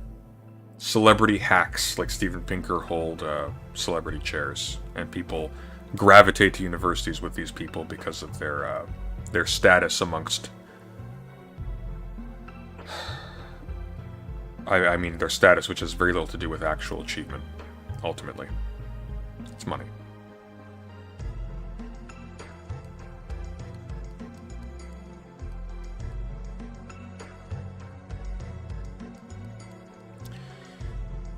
The ability of academics from all sides of the spectrum, you mean all two?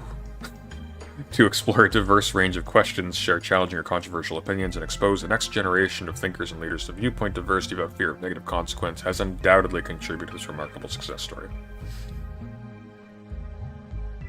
Yet in recent years, there has emerged growing concern among academics from very different ideological perspectives that this freedom is under threat. While debates about the rest of academic freedom are not new, having been visible since at least the 1960s, this includes... This was like during the Cold War.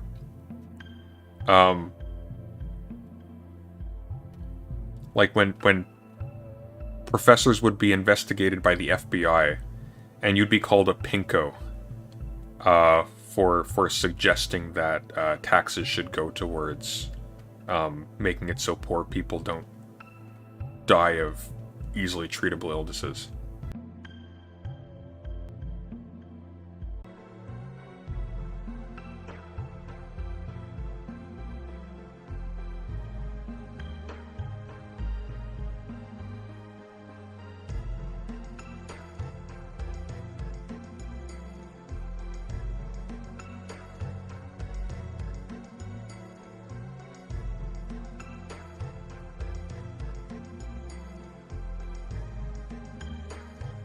We're back. We're good. We had no audio because I muted it because I was talking to someone. And swearing loudly. Where's the song from? Xenosaga Episode 2. Terrible game. Great ambience.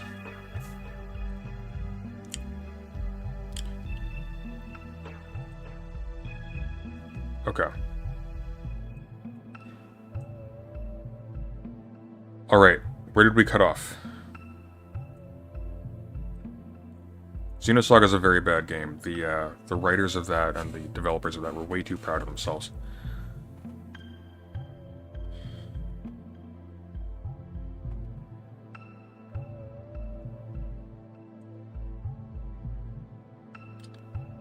Alright. Let's press on. Firstly, has intensified in response to several factors, threats to academic freedom. Firstly, there has emerged clear evidence that in recent years, universities have drifted increasingly to the left, raising profound questions about the extent to which, if at all, academics and their students are being exposed to genuine viewpoint diversity on campus. Notice how they aren't leading with the fact that politicians are actually muzzling and having and using their influence in universities through funding to have staff physically removed. We went over some examples of this the other day in the United States. Climate scientists were actually muzzled by the state in Canada under the previous administration.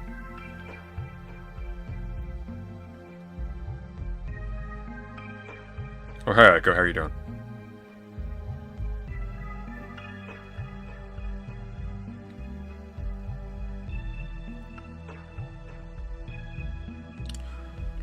Okay, look at this. Look at this right here. There has emerged clear evidence that in recent years universities have drifted increasingly to the left, raising profound questions about the extent to which, if at all, academics and their students are being exposed to genuine viewpoint diversity on campus. Amid this ideological monoculture. How have you established that this is an ideological monoculture? There's no depth here. Like, I'm sorry, it is not an ideological monoculture because Charles Krauthammer is not equally represented in proportion to every left-wing thinker that exists, or every political theorist that exists. Like, I don't know if you know this, but way more students in university are exposed to Thomas Hobbes than they are exposed to the writings of Marx. Way more are exposed to the writings of Plato than they are exposed to the writings of, I don't know. I mean, good luck even finding a course that teaches somebody like, who am I thinking of? Shoot. Who's that guy? The Prison Notebooks. It's on the tip of my tongue.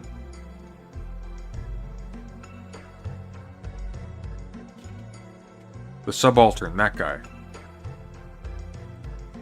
Gramsci. Gramsci, that's it.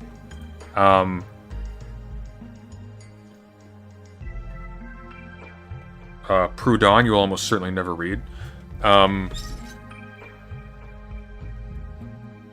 Rousseau and Marx are as left-wing as you will get, and you won't read a lot of Marx, and typically your professor who is teaching you Marx will not respect him.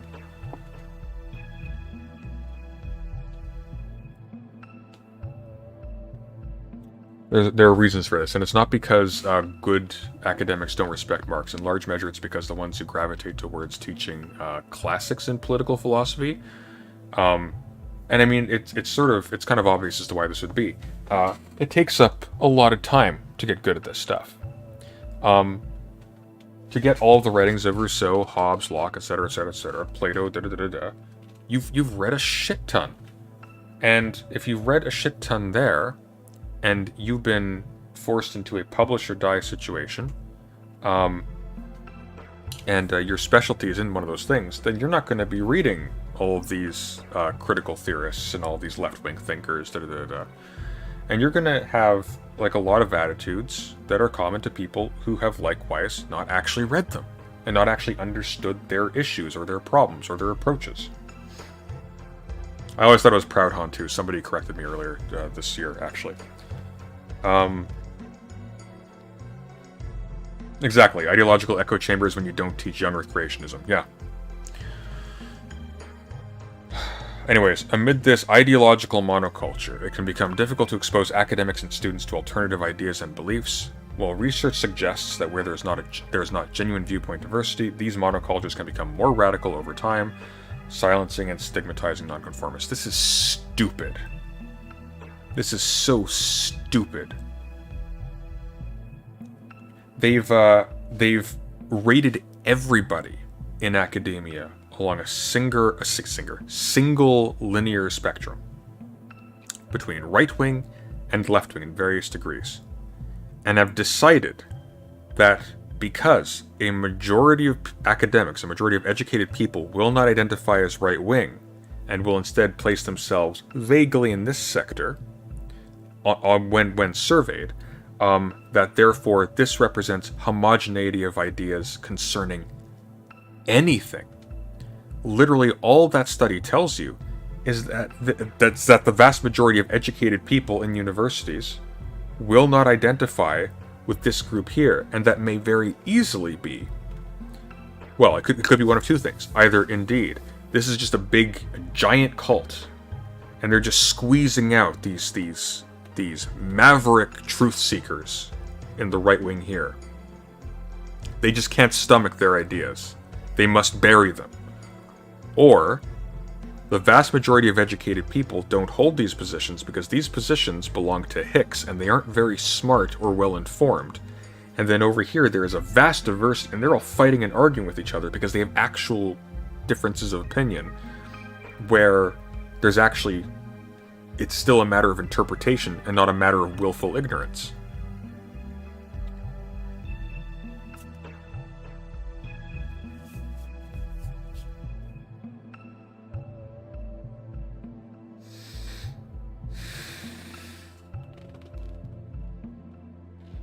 Secondly, there have emerged parallel concerns about the extent to which universities are increasingly prioritizing the satisfaction and quote-unquote emotional safety of students over other goals. Who's raising that concern? Can we have specifics here? Because because you know what that sounds like when I hear people are increasingly concerned about universities over prioritizing emotional safety. What I hear is universities siding with students who are complaining about somebody with an institutionally protected position, making statements to the effect that certain members of the student body and certain members of the society which the university exists to serve are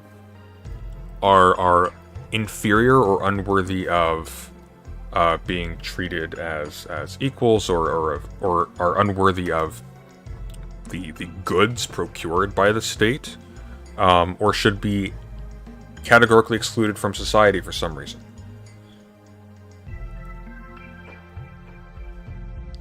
And so they're well, you guys just can't handle it. Yeah, I know it's cold and it's just a hard truth. I'm sorry, guys. I can't sugarcoat it for you. But meanwhile, they've arrived at this through no work whatsoever.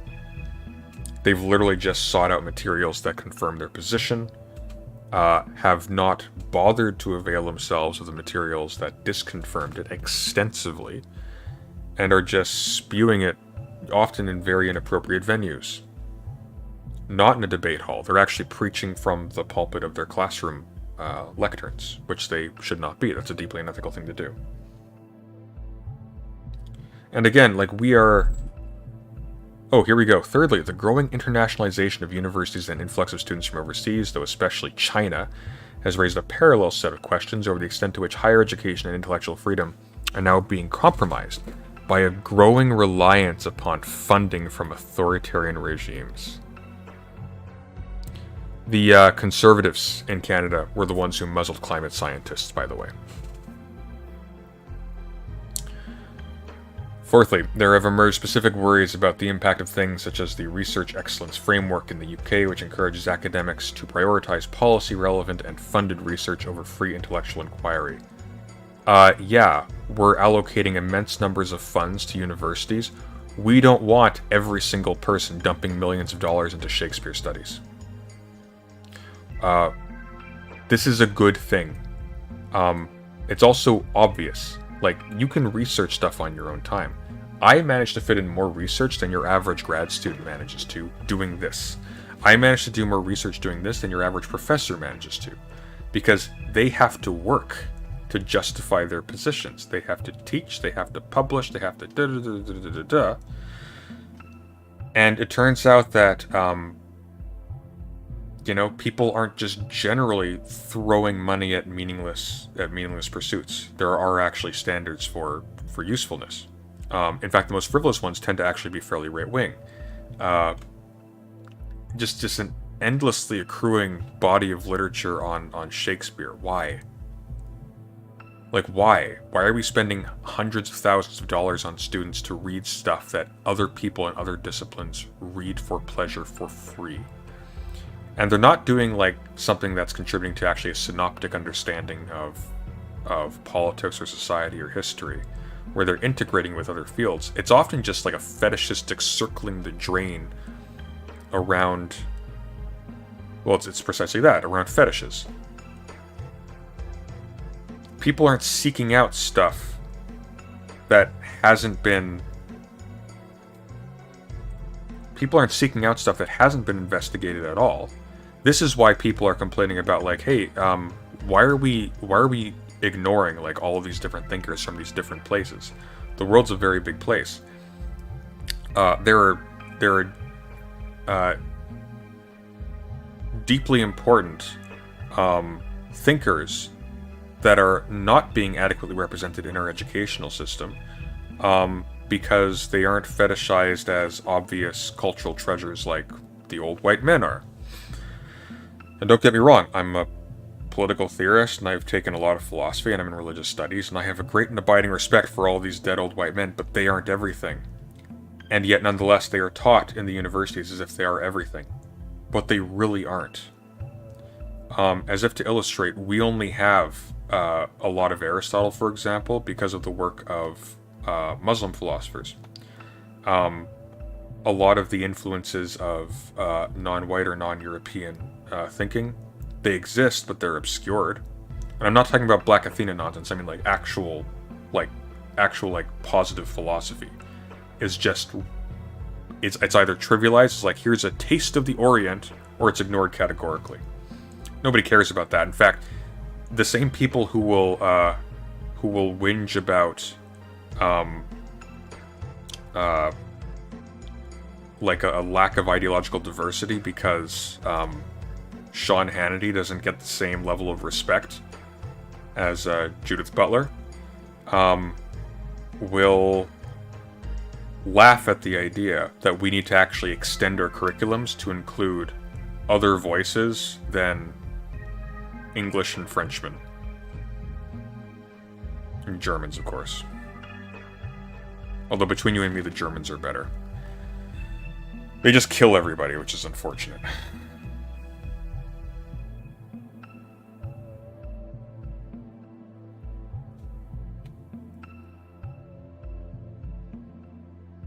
I remember a professor of mine hitting us hard with the philosophy is more than old white man pill when he had us read a book by a guy with a French-sounding name. You mean like Fanon?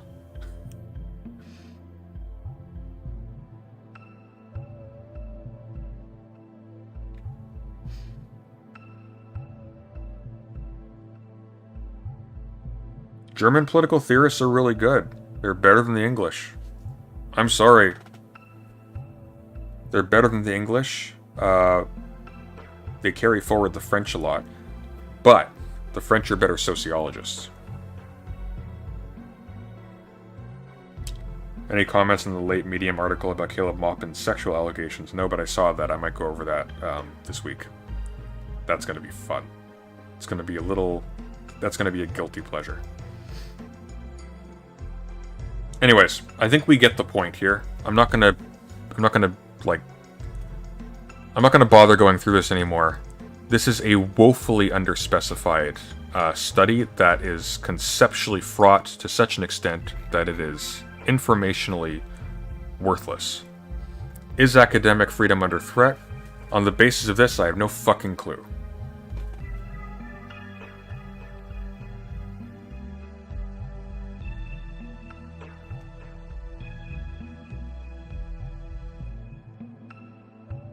Prison Sunday shitting on Max Weber. Oh, no. See, here's your mistake. You're thinking that Max Weber is a sociologist because he has his sociology. Max Weber is a political economist. Max Weber is a theorist of the modern state. Sociology doesn't really take off until a little bit after Max Weber, in my humble opinion. I would not consider Max Weber to be a sociologist in the sense that we think of sociologists today. Who made this thing anyways? This was Professor Mathew J. Goodwin.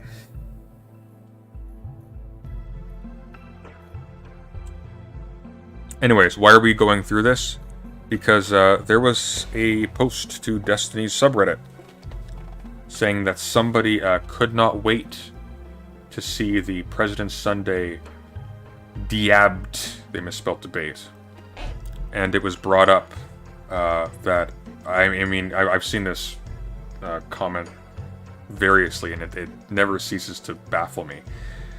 We've gone through all of the documents, literally every email. We've gone through them from top to bottom. We've read them live multiple times, and we've thought about them. We've gone back and thought about them again, and we've seen the live footage.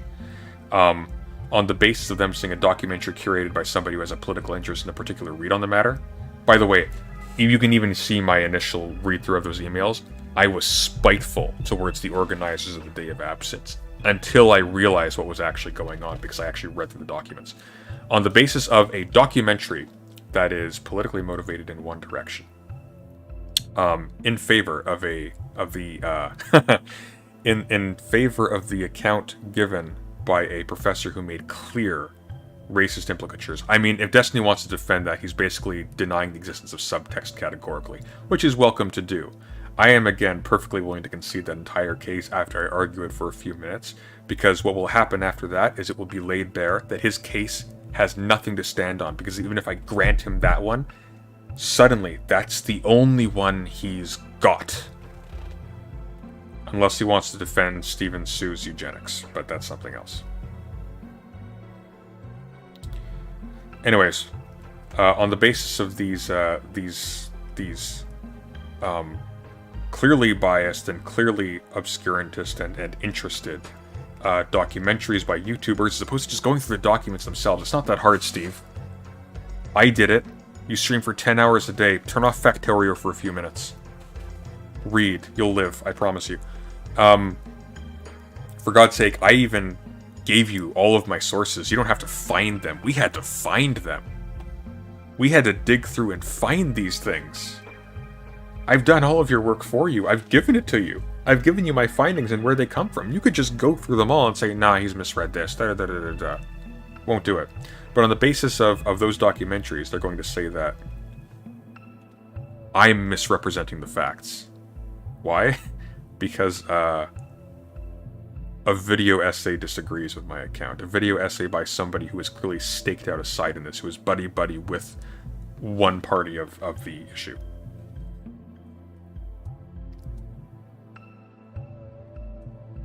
Just absolute astonishing laziness and stupidity. But anyways, we're going over this because this was mentioned there.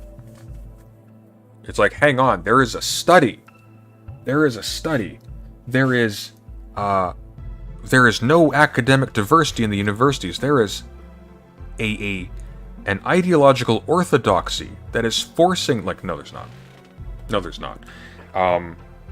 What there is a poverty of right-wing representation among university staff, which you can read one of two ways, and we have nothing here to indicate which way we should read it. Although I notice they are very mum about what right-wing positions are.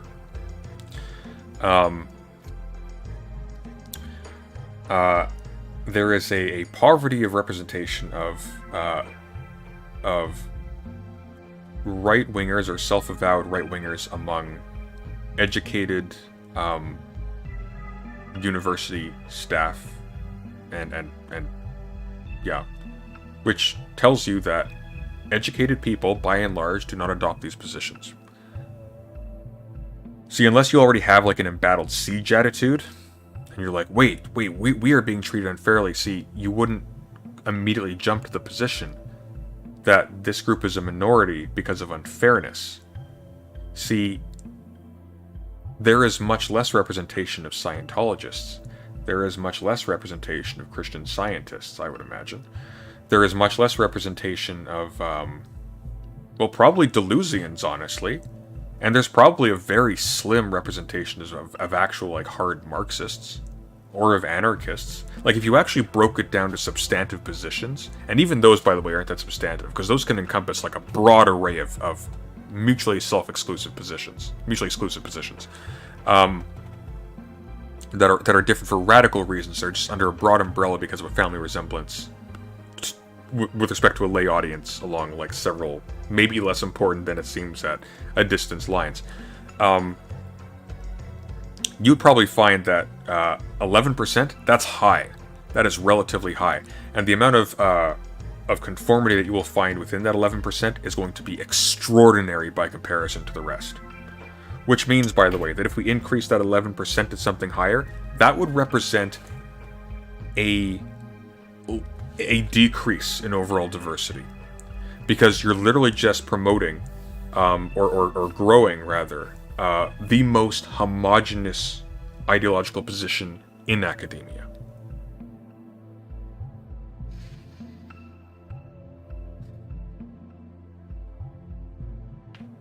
Anyways, I'm going to sleep. Have a good night, everyone. I'm going to run ads, and then I'm going to do stuff that will not make me die early.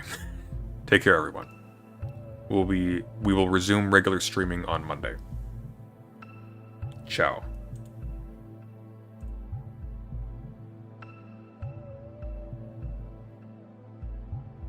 Oh, and actually, before we go, Fenton has made an interesting point. So the Legatum Institute, which was massively pro-Brexit, is bankrolled by Legatum, which is a private investment firm based in Dubai. The globalists funded Brexit. What?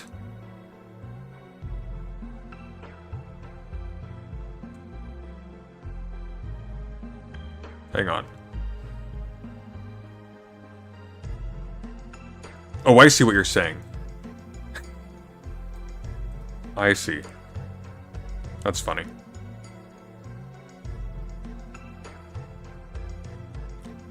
Whoever gets the Ayn Rand advert wins. Take care.